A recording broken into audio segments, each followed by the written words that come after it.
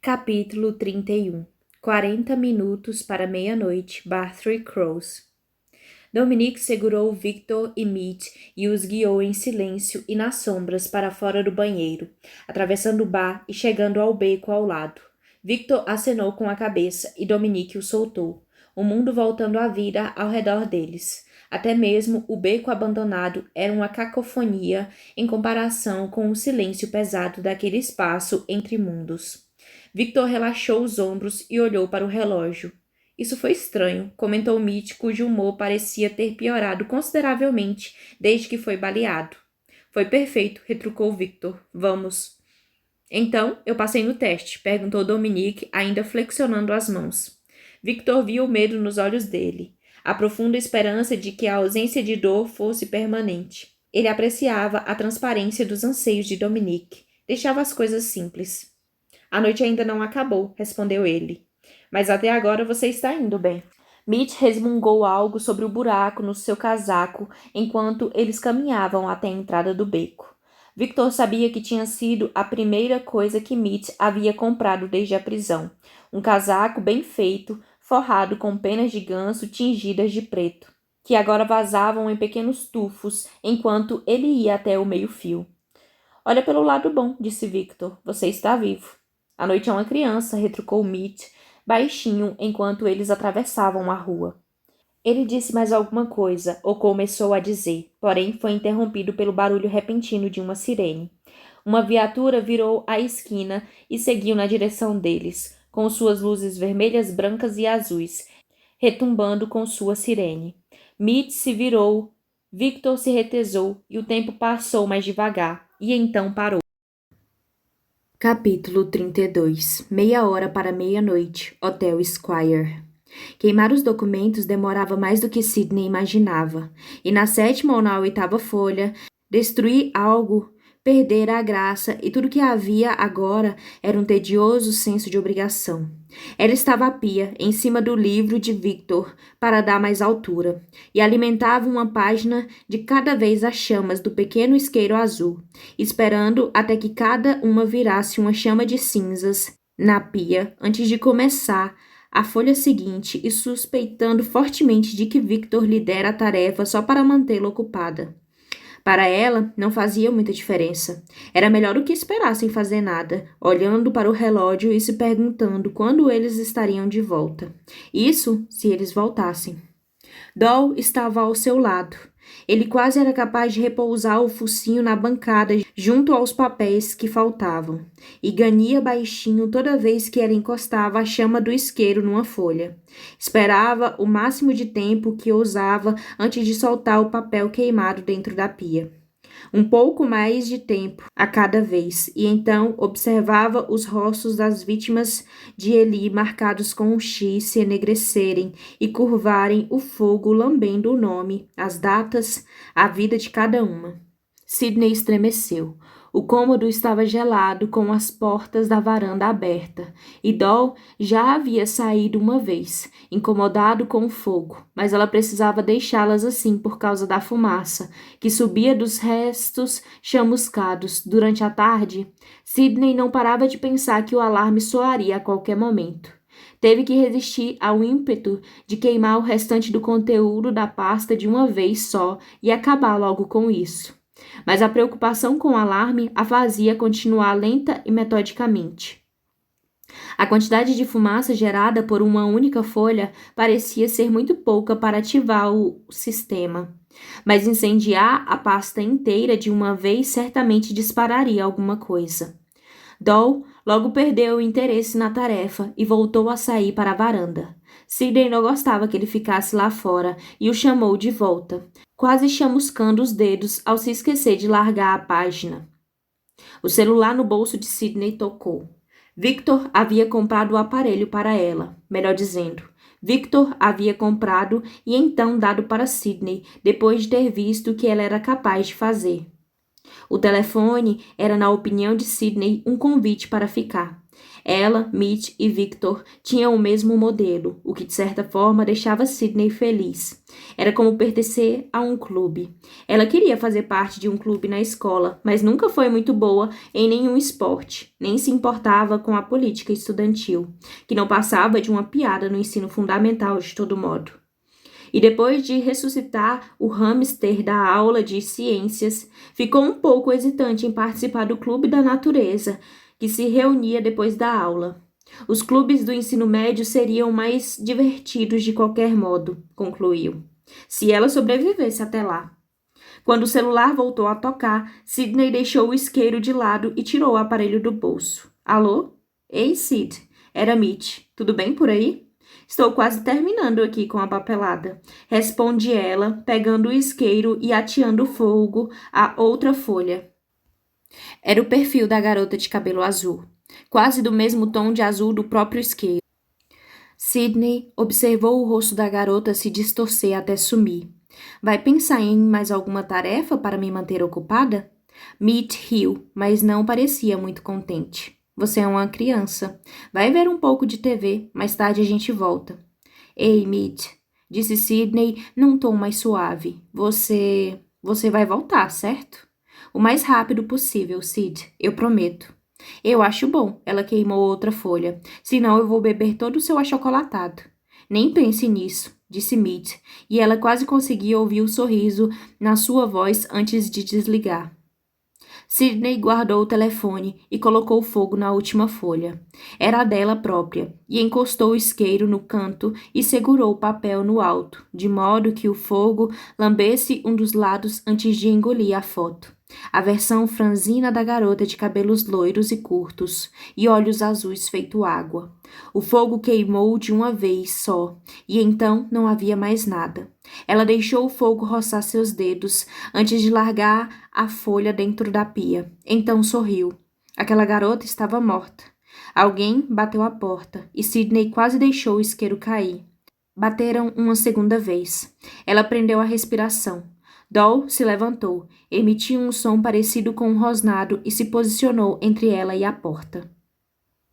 O som das batidas veio uma terceira vez, e então alguém falou. Sydney?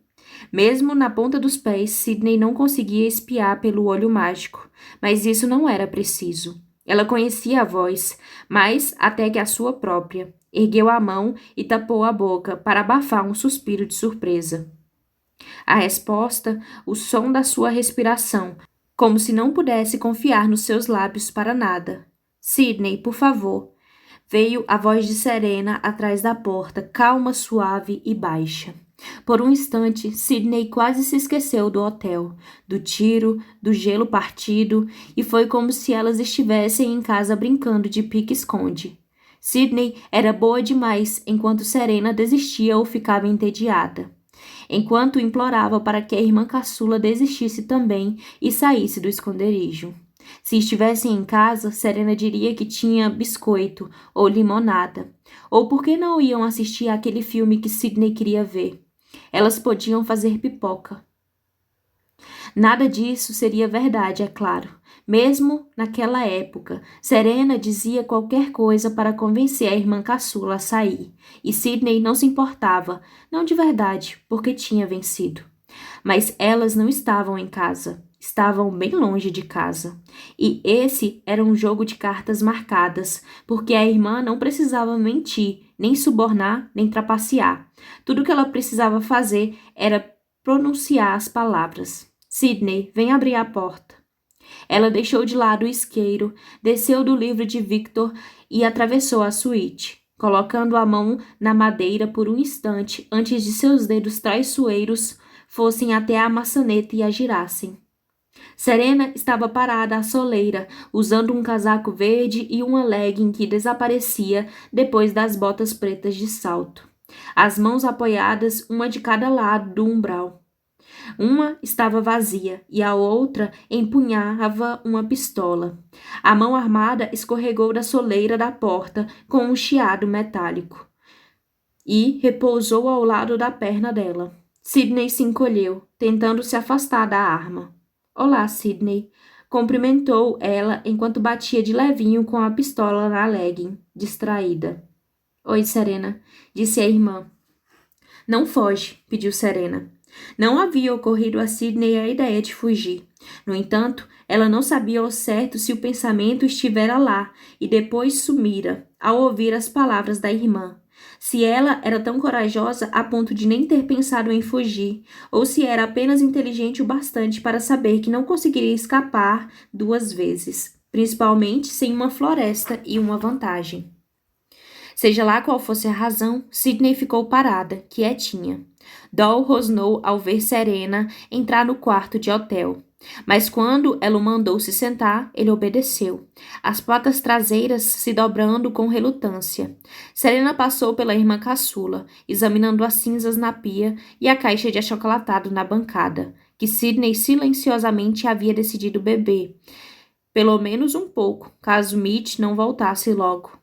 Antes de se virar para ela. Você tem um telefone? Sidney assentiu, a mão involuntariamente descendo para o bolso e pegando o aparelho que Victor lhe dera. O celular era igual ao dele e ao de Mitch, o celular que fazia deles uma equipe. Serena estendeu a mão e a mão de Sidney se estendeu, colocando o aparelho na palma da irmã. Então, Serena foi até a varanda, cujas portas ainda estavam abertas para ventilar a fumaça, e atirou o telefone por cima do parapeito, deixando-o ser engolido pela noite. Sidney ficou triste ao ver o retângulo de metal caindo.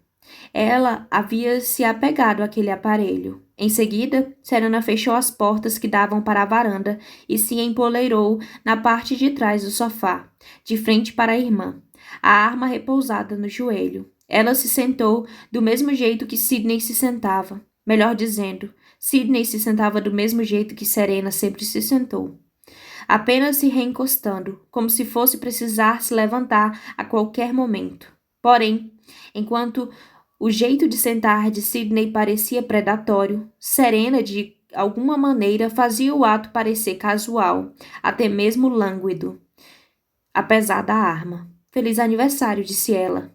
Não é meia-noite ainda, replicou Sidney baixinho. Você pode vir e ficar até o seu aniversário. Serena havia prometido. Ela sorriu com tristeza. Você costumava ficar acordada até da meia-noite, mesmo que mamãe dissesse para você não fazer isso, porque ia acabar cansada no dia seguinte. Você ficava sentada, lia, esperava e quando o relógio dava meia-noite, acendia uma vela que tinha guardado debaixo da cama e fazia um desejo. Havia um casaco jogado por cima do sofá, o vermelho que Sidney largara depois de Victor ter dito que ela tinha que ficar no hotel. Serena brincava com um dos seus botões. Era como uma festa de aniversário secreta. Acrescentou ela com delicadeza. Só para você, antes que os outros pudessem se juntar e comemorar. Como você sabia disso? Perguntou Sidney. Eu sou sua irmã mais velha. É meu dever saber essas coisas. Então me diz, pediu Sidney. Por que você me odeia? Serena encarou. Eu não te odeio. Mas você quer que eu morra. Você acha que eu sou errada de alguma forma, que eu estou quebrada. Eu acho que todos nós estamos quebrados, disse Serena, jogando o casaco vermelho para ela. Coloca isso. Eu não me sinto quebrada, retrucou Sidney baixinho, enquanto arregaçava as mangas compridas demais para ela. E mesmo que esteja, eu não posso consertar as outras pessoas. Você não pode consertar os mortos, Sid. Os Ious são uma prova disso. E além do mais, você não devia tentar. Você não devia controlar a vida dos outros, esbravejou Sidney. Serena ergueu uma sobrancelha divertindo-se. Quem te ensinou a bater de frente assim? A pequena Sidney que eu conheço mal conseguia responder a alguém. Eu não sou mais aquela Sidney. O rosto de Serena ficou sério. Ela segurou firme a arma. Vamos dar um passeio, disse ela. Sidney deu uma olhada no quarto, enquanto seus pés seguiam Serena até a porta com a mesma obediência casual que tomara conta das suas mãos e a fizera entregar o celular à irmã. Membros traiçoeiros. Queria deixar um bilhete, uma pista, alguma coisa, mas Serena ficou impaciente e agarrou-a pela manga, empurrando-a para o corredor. Doll permaneceu sentado no meio do quarto, ganindo, quando elas passaram por ele. Posso levar ele junto? Serena parou e removeu o carregador da pistola para verificar a quantidade de balas. Tá bom, disse ela, voltando a inserir o carregador. Cadê a coleira dele? Ele não tem. Serena segurou a porta aberta e suspirou. Vai atrás da Sydney, disse para Doll, e o cachorro se levantou de pronto e foi atrás da garota, se espremendo ao lado dela. Serena levou Sydney e Doll pela escada de concreto que descia ao lado do elevador até chegarem à garagem, uma estrutura ampla pressionada contra a coluna central do Squire. O lugar tinha cheiro de gasolina, a luz era fraca, o ar estava gélido e um vento encanado soprava em rajadas curtas e cortantes. A gente vai de carro para algum lugar? Perguntou Sydney, apertando mais o casaco em torno do corpo. Não, respondeu Serena, voltando-se para a irmã. Ela apontou a pistola para a testa de Sydney, encostando-a na sua pele, entre os olhos azuis como água. Doll rosnou. Sydney levantou a mão e a colocou nas costas do cachorro para acalmá-lo, mas não tirou os olhos da irmã, embora fosse difícil focalizar a visão em torno do cano da arma. Nossos olhos costumavam ser iguais, comentou Serena. Os seus são mais claros agora. Até que enfim a gente é diferente, disse Sydney, reprimindo um arrepio. Eu não quero ser você.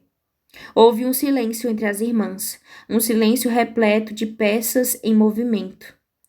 Não preciso que você seja como eu, disse Serena por fim, mas preciso que você seja corajosa, preciso que você seja forte. Sydney fechou os olhos bem fechados. Eu não estou com medo. Serena ficou parada na garagem com o dedo no gatilho, o cano encostado no espaço entre os olhos de Sydney, e se viu paralisada. A garota do outro lado da arma era e não era sua irmã. Talvez ele estivesse errado, e talvez nem todos os IOs fossem quebrados, pelo menos não do mesmo jeito. Ou, quem sabe, ele estivesse certo e a Sydney que ela conhecia não existisse mais. Entretanto, ainda assim, a nova Sydney não era vazia, não era sombria, não estava morta de verdade. Essa Sydney estava viva, de uma maneira que a antiga jamais estivera. A vida brilhava através dos seus olhos. Os dedos de Serena relaxaram na pistola, que escorregou do rosto da irmã. Sydney manteve os olhos bem fechados. O cano tinha deixado uma marca na testa dela, uma pequena depressão causada pela pressão que Sydney havia feito, inclinando a cabeça para a frente.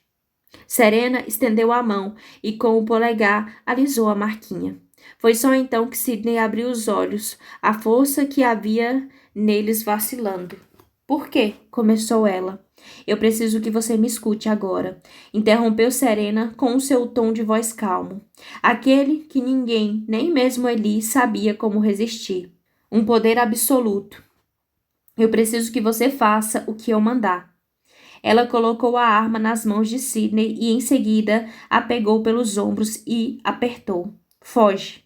Para onde? Perguntou Sydney. Para algum lugar seguro. Serena a soltou e deu um empurrãozinho na irmã, afastando-a de si. Um gesto que um dia podia ter sido brincalhão, normal, mas a expressão em seus olhos, a arma nas mãos de Sydney e a noite fria que se enrijecia à sua volta, servia como um lembrete, claro, de que nada mais era normal. Sydney enfiou a pistola no casaco, mas não tirou os olhos da irmã, nem se mexeu. Vai, vociferou Serena. Desta vez, Sydney fez o que Serena mandou. Ela se virou, segurou Doll pela nuca e os dois dispararam por entre os carros. Serena ficou observando, até a irmã não passar de um borrão vermelho e então sumir. Pelo menos ela teria uma chance. Foi neste momento que o celular tocou no bolso do casaco de Serena. Ela esfregou os olhos e atendeu. Estou aqui, disse Eli. Cadê você? Serena se endireitou. Já estou a caminho.